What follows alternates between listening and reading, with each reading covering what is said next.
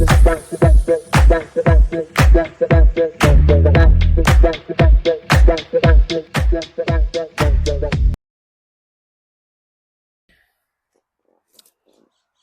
up, everybody? Welcome to the third installment of the Only Can series, Deeper Please. I am your host, Jake. It is now a beautiful evening here in Colorado. As you can see, I have a towel on this chair, and everything is soaked because it just fucking dumped rain for a little bit. But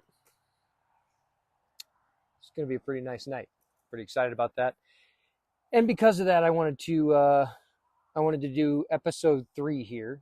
Of our Only Can series, Deeper Please. Got myself a Bierstadt Helles because it is a fantastic beverage canned up at Bierstadt here in Denver, Colorado. It's delicious. So why don't we dive into it? So you'll see at the very bottom of the screen here, I have my notes because today we have pretty in depth. The theme of today is called the 10-step program for your seamer. This is a process that was written up by the head honcho and leader of the service team, Stan Nessler. This is a 10-step process that he wrote up for tuning a seamer. He calls it his tuning bottom to top tuning. This process, and the point of it, is to be followed in order. It's to be followed step 1, then step 2, then step 3. And the way that this is written is you can take a seamer that is dilapidated, it's spitting out shitty cans, nothing's set up correctly, it's not timed, nothing's where it's supposed to be. If you follow these 10 steps and you follow them in order and you're meticulous and you go about them in the right way, when you get to the end, you can turn on your seamer, set a can on the belt, and a good can, good seam will spit out the other side. And that is this process. And a lot of times we have people hit us up and, hey, I'm getting wrinkled cans. And if you email the service department, you say, oh, I'm getting wrinkled cans, or I'm getting this body damage, or my cans are stuttering, or whatever. And we'll give you a tip, or we'll give you a spot to start, or a location to start, or a method to try to get you moving in the right direction. But let's say that your seamer, it's been a long time. We've been challenged here. We've been seeing this. We've also encountered this. All these different things have kind of compounded to where we literally just have a seamer that's spitting out recycling. It's at a time like that when a process like this is really going to be beneficial. And so that's why I wanted to do our next Deeper Please on this one. So this is the 10-step program for your seamer. Fuck, that's good. All right, step 1, assessing the lift mechanism. So the lift mechanism obviously is the lift table that is below the seamer housing. It is what is actually lifting the can up into the chuck. What we're going to be doing, the lift assembly is the base for can stability during the seaming process. If this assembly is not aligned, actuating smoothly, tightly fixed into place, there may be inconsistencies in the finished seam or can rotation. So when it comes to assessing the lift housing, there's a couple different things that we need to make sure of. One, that our linkages are strong and they're rigid.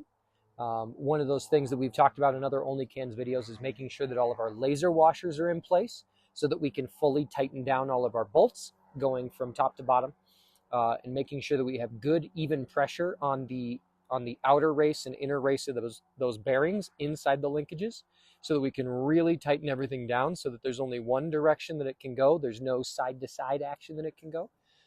So when we're assessing the lift assembly, we want to verify that the linkage is aligned and the hardware attached to the base and the filler flame is tight. So we want to go through and make sure that everything is tightened up, everything is in place, everything is where it needs to be. So that way when our lifter is lifting, it is that scissor lift assembly is just doing this. There's no side to side, there's no whomp to it. Is the very first thing that we're going to be doing. Step 2, we're going to be assessing our transfer plate. Now, the transfer plate is after we come off of our nose roller of the belt and onto our transfer plate. We want to make sure that that transfer plate is good and tightened down. And we want to make sure that we have good can flow. So stepping off the belt onto the transfer plate, stepping off the transfer plate down onto the lift pad, stepping down off the lift pad once again back onto the transfer plate. That way our cans have a good, nice waterfall as they go across. Cans can always step down, but they have a really difficult time stepping up. When it comes to that transfer plate, the transfer plate plays a huge role in the can flow of the seamer. The setup is critical to facilitate the smooth and precise positioning of the can. There's a lot of P's. Need more beer to pronounce my P's. Fuck, that's good. Verify that the plate is flat and smooth. One of the things that can happen sometimes is someone will be like, oh, the plate's a little wonky. And so the two adjustment bolts, they'll just crank them down. And what we can get is we can get a bowed transfer plate. Well, when we're looking to get a waterfall and the plate is doing this, it's next to impossible to be able to get a good transfer onto there, off and on again. It is possible to use a mallet to be able to get it bent back into place. I would suggest setting it on a concrete floor on some cardboard and lightly using a mallet to get it back into place. Being tender with it. Don't just caveman it. That might not go well. But making adjustments to your jacking bolts to make sure that we have good action as the can is flowing across that transfer plate, and using your fingernail and dragging it across to make sure you're not catching on anything. One thing that can happen sometimes too is everything, waterfall wise will look really good, but there might be a bolt of the lift pad as well that might be sticking up just slightly. And if that bolt is sticking up just slightly, maybe every 6 cans, and then it'll be 2 in a row, and then it won't see it again for 20 cans. But just because where that bolt is stopped, it might be catching a can either on the way in or on the way out.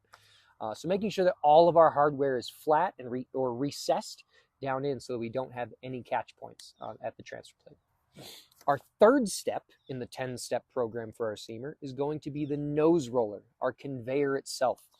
We're going to adjust the nose roller so the conveyor belt is just slightly higher than the transfer plate edge.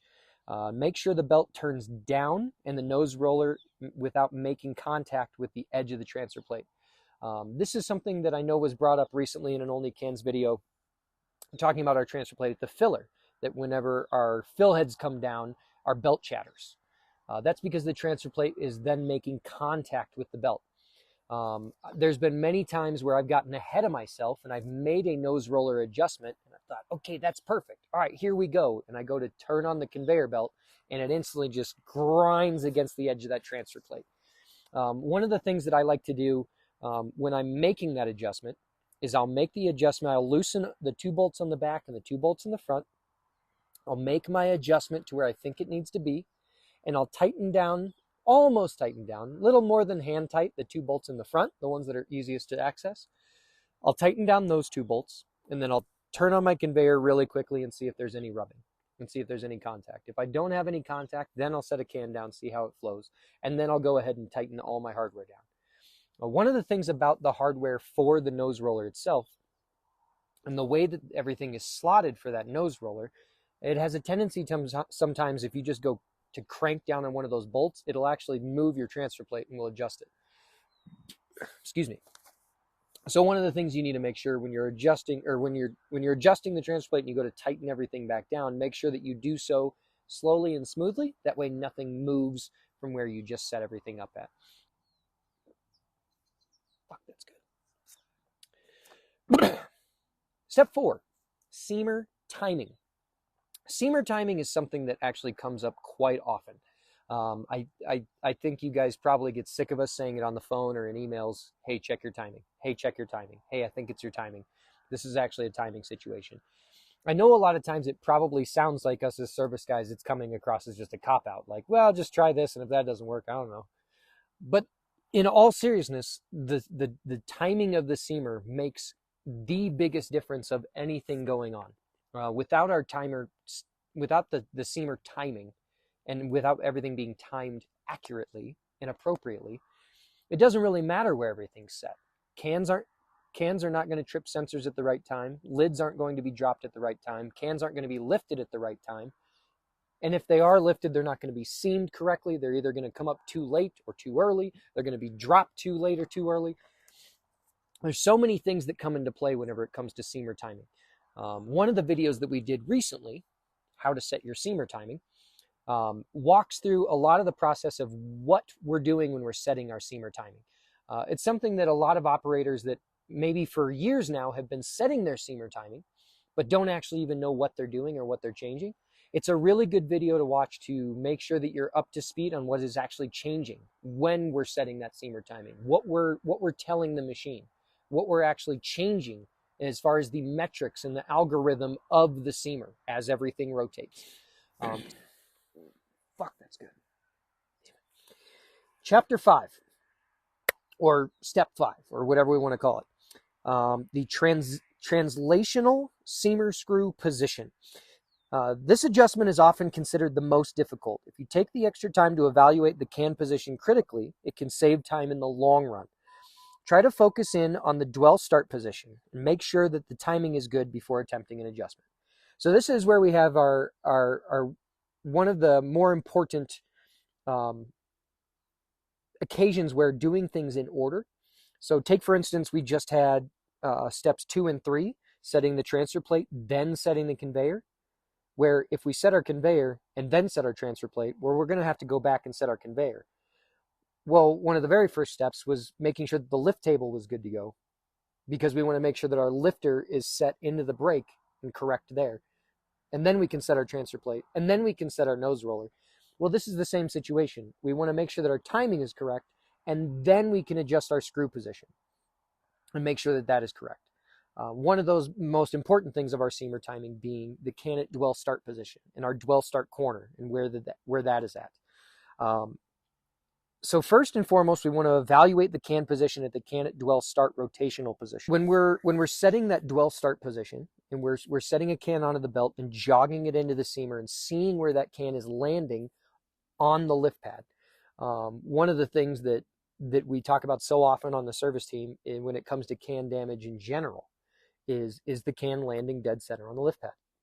If it's not landing dead center, that means that every single can that gets lifted up into the seamer has to recorrect. And there's a really good chance that the majority of those cans will correct and we won't see any body damage, but we will see integrity situation of the seam itself. We might be low on one side, high on the other because it went in cockeyed.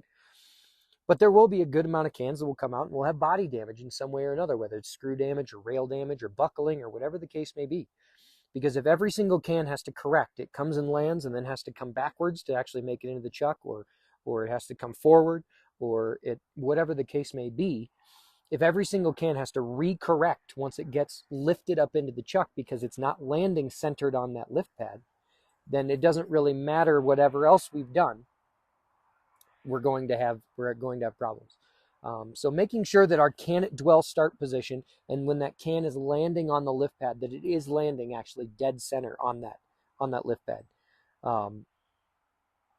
We want to try to make sure that the infeed side of the screw ends up reasonably in line with the filler.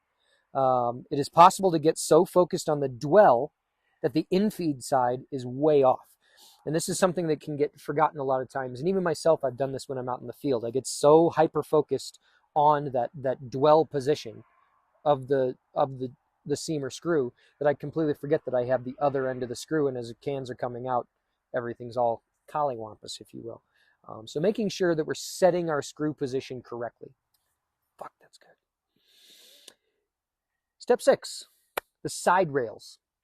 This is a question that we get asked many times, is how tight should my rails be? How loose should my rails be? One of the easiest ways that I can answer that question, because without having a filler right in front of you and me setting the rail and saying, look at that, it's very difficult to get a picture and get an idea in a picture of how tight your rails should be. So one of the number one things that I say to people when I'm on the phone or when I'm typing up an email or even right now, your rails are too tight when the cans start to pop up. If you look at our screw and you look at the shape of the screw and the way that the cutaways are on the screw, if the can is too tight, if it gets pinched inside there, it's going to take the path of least resistance, which is up. So this works at your filler. This also definitely in this occasion works at the seamer.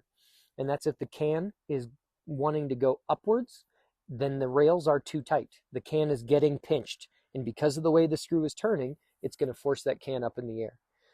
So when we're setting our rails, what we want to do is we want to bring the rail in and we want to touch the can and then slightly back it off to where we can basically slide a piece of paper in between there. That way we know that that can is held in place. If our rails are making contact or are making too much contact, like I said, the cans are going to pop straight up in the air. Once again, this happens at the filler very easily because we have empty. Yeah, damn. I had a good dinner too before I started drinking beers. This happens at our filler as well, especially at the filler because with empty cans, they're much lighter and they're going to pop up a lot easier when they're over there. Where at the seamer side, usually what we're going to see, instead of them popping up, we're usually just going to see them kind of do that. And they'll just kind of tip backwards and the bottom will kind of start raising up. So when we're tightening our rails down, we want to come up and we want to kiss the can and then back them off just slightly so that we're not making contact whenever it is in the dwell pocket of the screw as it's moving its way down. And we're going to start at the farthest most rail, and we're going to basically get that in line with the rail of the filler right there. We're going to get that first one in line, and then we're going to move to our second, which is closer to our lid drop sensor bracket. We're going to get that one in line, holding the can into the pocket. Then we're going to jog the can forward to the next rail position, and we're going to make sure that our rail is in place right there. And then we're going to jog the can to the dwell start position where it is on the lift pad, and that's where we will adjust the outermost rail bracket. Whether you're moving left to right or whether you're moving right to left, it's the exact same adjustment. And that is the order that we're going to go in, of driving the can into the seamer and checking those 4 adjustment points along the way and making sure that the can is held into the pocket and make sure that it's tucked in there nicely and doesn't have any slop to run around. Fuck, that's good. Step 7, pin height and spring pressure. This is something, once again, I'm sure you guys get sick of hearing us talk about it. But it makes a giant difference when it comes to our can integrity, is the spring height, or the spring pressure, and the pin height.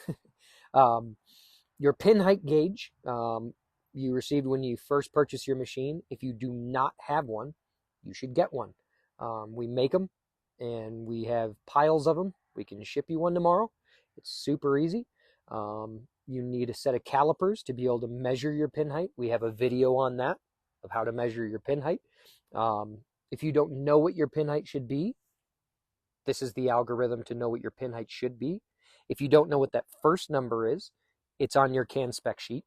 Your can spec sheet will also give you your desired pin height that you should be setting on your machine. Knowing what spacers to use, whether you're adding shims, removing shims, whatever the case may be.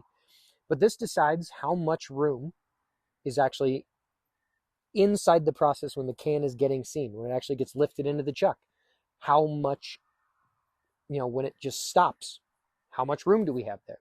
And making pin height adjustments can make a huge difference whenever it comes to seam integrity, based on how deep into the countersink that the chuck is actually seated down in there.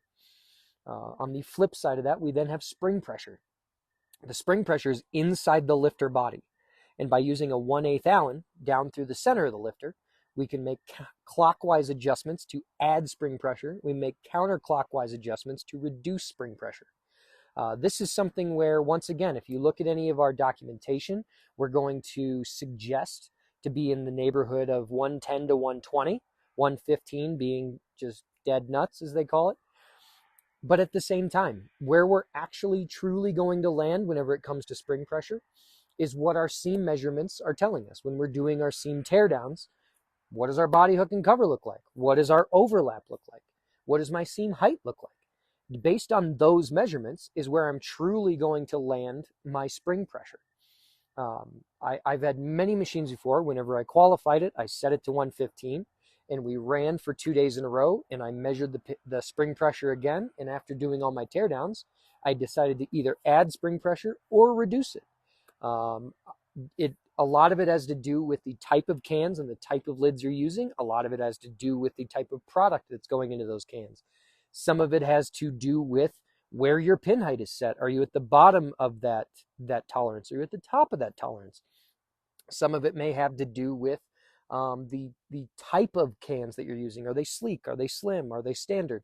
Are they B64 ends? Are they Crown LOE ends? Are they XO ends? There's a lot of different factors that come into it.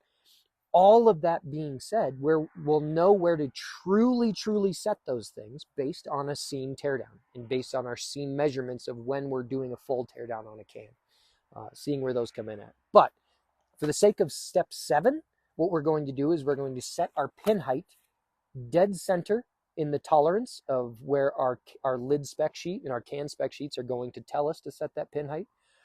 And for spring pressure, we're going to set that at 115 foot-pounds by using our force gauge. That's good. Step 8, the lid dropper.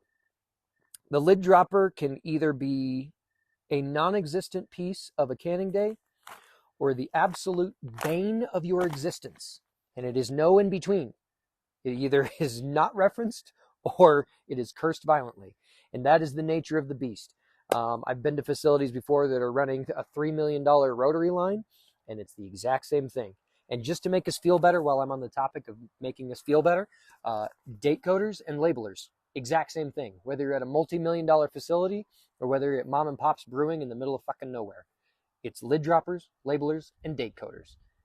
We're packaging people. We're gluttons for punishment. We chose this life, or this life chose us. It's tough to say, but it is what it is. So, the lid dropper. Step 8. We're going to first use the 3 height adjustment bolts to set the position of the lid dropper at the bottom of the chute so that it connects perfectly with the can. So we're going to do the same thing. We're going to jog an empty can right up until just before the point where it's going to be grabbing a lid.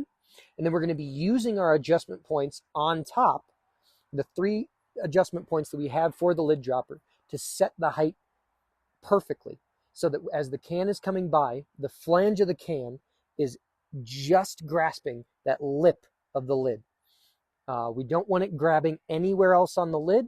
We don't want it to just barely be catching.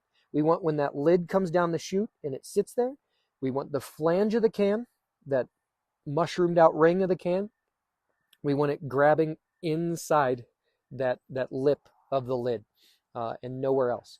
On the flip side of that, when we're looking down the belt, as we're looking at the can going into the seamer, I want to make sure that the lid is catching dead center on that can. I don't want it to be cocked off to one side or another. And the point of having 3 adjustment bolts is so that we can pitch it this way, but we also can pitch it this way. And we can change where the can is actually grabbing that lid at. So for step 8, we want to make sure that the lid dropper height is appropriately set. And we want to make sure that where the can is actually grabbing is exactly in one point, dead center on the lid, right inside that lip. Now, this adjustment is a little bit different based on the lid dropper that you have. If you have a new style pneumatic lid dropper, then you can just adjust it where you need to put it, and that's the end of it. If you have an older style lid dropper that is belt driven, where you have a lid knife and you also have a lid push, if that is the lid dropper that you are using, if you're making any type of height adjustment, we're also going to need to go in and make an adjustment to the separator wheel. The separator wheel has 2 set screws on it, one that is on the keyway and one that is on the shaft. By loosening those 2 up, the separator wheel can then slide up and down the shaft like this, right? So like if I'm looking down at it like this, it can slide on that shaft, and it can go quickly and go slowly, depending on what you need to do. Fuck, that's good. Step 9, tooling. Tooling is a very important conversation. Tooling is referring to your chuck, and it is referring to your op rollers, op 1 and op 2. This could be its own section about seam quality and seam adjustments, but we're going to keep it brief in this document and just talk about the most important adjustments, which are going to be setting op 1 relative to the chuck. Depending on the type of op roller that you have, whether it is an R90 or an R96F, depending on the type of op roller that you have, is going to determine how the distance off of the chuck, or how far off of the chuck that op roller is when it is fully engaged. And then as for op 2, its distance off the chuck, depending on the type of op 2 roller that you have, it doesn't really matter. We're pretty much going to have that around 0.003 thousandths of an inch. Setting it at 4, setting it at 2, somewhere in there.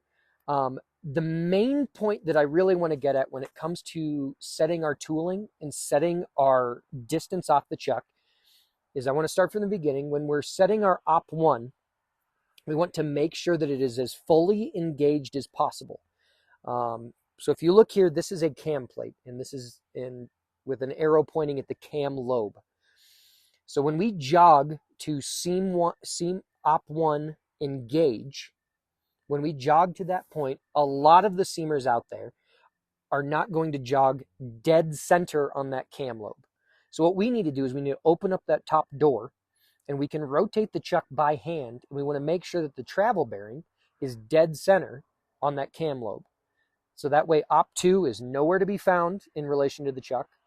Op 1 is at the most engaged that it can possibly be.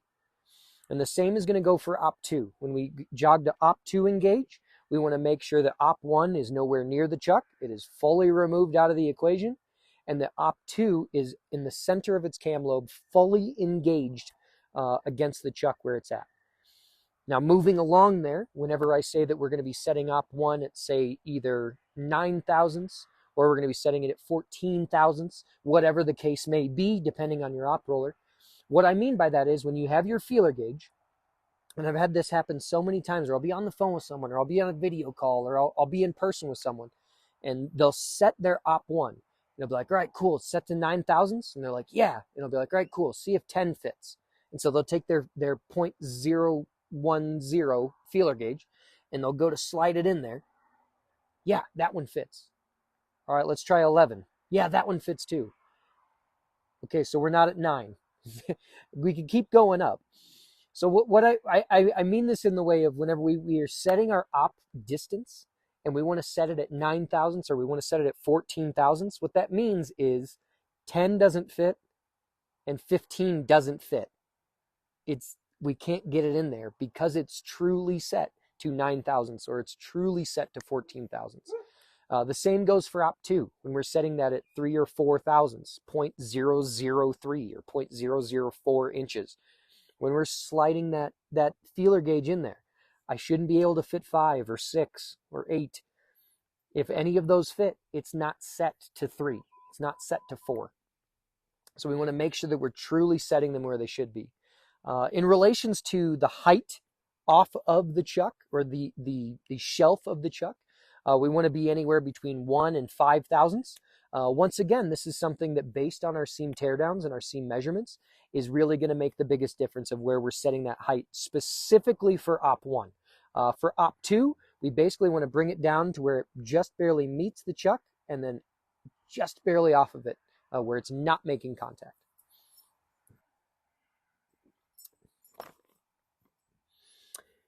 The final step, chapter 10, step 10, pneumatics. Movement speeds are the final tuning step that can greatly influence the can flow through the machine. With everything else perfect, the pneumatic actuators can directly cause or prevent tipping cans and seam defects. So when we're talking about pneumatics, we're talking about all the different things that are actually moving as the seamer is rotating. So we want to verify and adjust the lift throttle, the can actually being lifted into the chuck.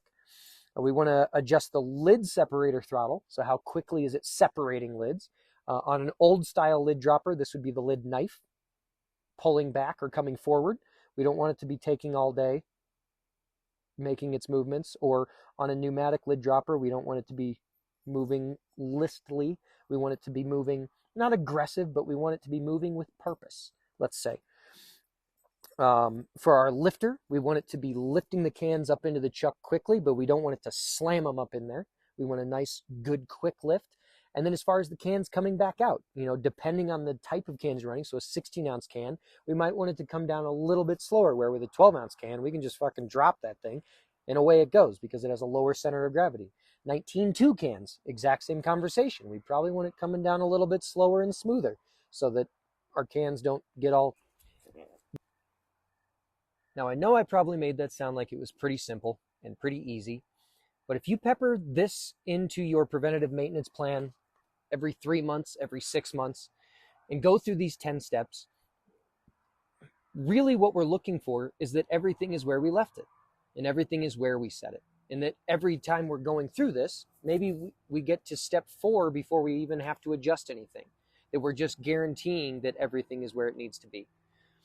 I think our last video was on preventative maintenance. And this, once again, this is a very similar issue. That if we spend the time now in setting all these things appropriately and setting them where they need to be, then we're going to save ourselves time in the long run, because we've already guaranteed and we've already made all those meticulous checks that everything is where it's supposed to be. So that's about it. That's all I got for you. I know it says at the end of the document. How does it say it? Test it out. If it's good, it's good. If it's still bad, start again. That's about it. So, happy seaming. Fuck, that's good. God damn, that's good. Whew. My butt is soaked.